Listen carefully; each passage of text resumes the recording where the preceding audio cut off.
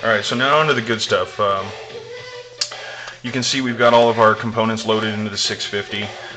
As I start to crank the handle out here, you'll notice as the shell plate revolves, each time I pull the handle, a new cartridge or a new empty case will drop down from the case feed. And as the first cartridge starts to revolve around, once it's completed and goes through the last stage here, through the last die, the crimping die, I'll get a completed round out of the back here.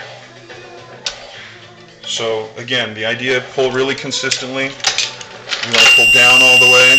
And of course, the reason why we're getting that buzzer right now is because there is nothing, there is no round, there is no empty case in that station currently.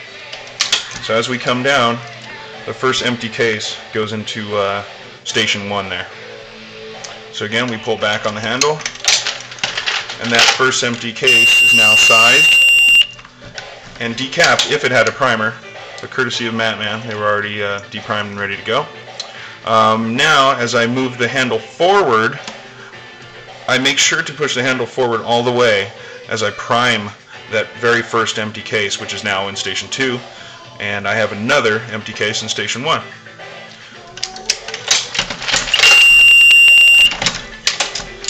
Okay, now I have a primed and ready case in station 2. I have a case in station 3 here, which is loaded with powder. Notice that time the powder check did not go off because, again, we have the appropriate amount of powder in the case. We've already set up our powder check to determine the appropriate amount of powder. Now that I have a case here in this station, station 4 I guess, we need to seat a bullet. So all I have to do is simply paste the bullet on top of the empty case like that and pull the handle back again. Remember to push forward on the handle all the way, because each time you push forward on the handle you're seating the next primer. So again, simply place a bullet on top of the empty case, and you'll notice this time I have this case now, it's going into the final stage, it's just getting crimped. So as I pull the handle back, I'm completing all these different operations at once. As the handle comes back down, you'll notice that last station, as the shell plate revolves, I now have a completed round. So it's just that easy. At this point, every time I pull the handle, I'll get a completed round.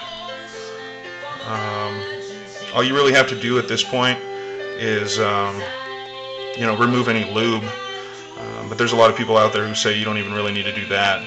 But I prefer to remove the lube, and essentially, it's better than factory ammo if you ask me. Especially if you put care and thought into what you're doing, you can make some really consistent ammo.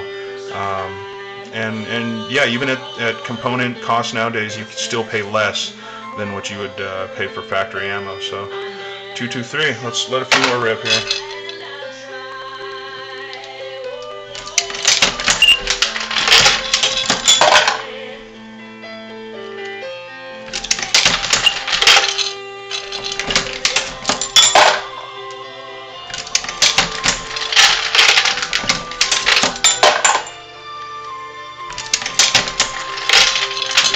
And again, you want to be as consistent as you can. It's not about really hurrying, because again, if you work with a single stage, I started on the single stage, and then I went to this, and it's just amazing the difference. I can crank out 100 rounds very fast.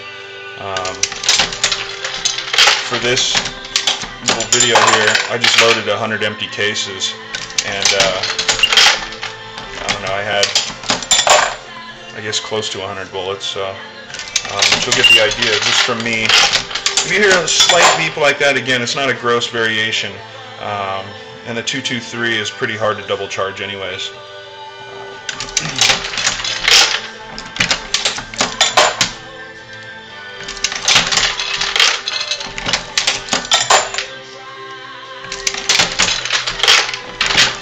Once you get in a groove, you'd be surprised too. You can really start to crank this thing out, but the idea is to be fluid in your downstroke and your upstroke, so that way the powder measure is real consistent, and you can try to reduce those variations in charges.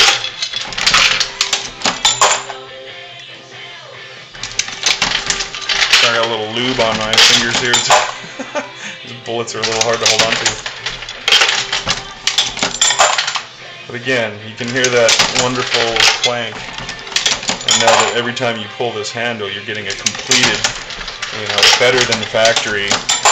Again, in my opinion, better than factory 223 Remington round. So here, let's take a look at all of our hard work over here. Okay, so we have, I don't know, say roughly 25 completed rounds there. And I'm talking and I'm not paying attention to what I'm doing, but got that powder check, which is nice, and again, pretty hard to double load the 223, but if I had a failure with the powder measure, it would definitely alert me if I had an empty case. But just goes to show how quick this is. The progressive loaders or presses in general, very, very fast, and in my opinion, the way to go if you're going for bulk ammo. That's for darn sure. And basically you end up with nice, awesome boxes of loaded ammo like that. You remove the lube and you mark down your date that you made it, and the case and powder charge and primer, etc. And you've got your reloads. So thanks for watching my video. If you have any questions or anything, PM me. Thanks.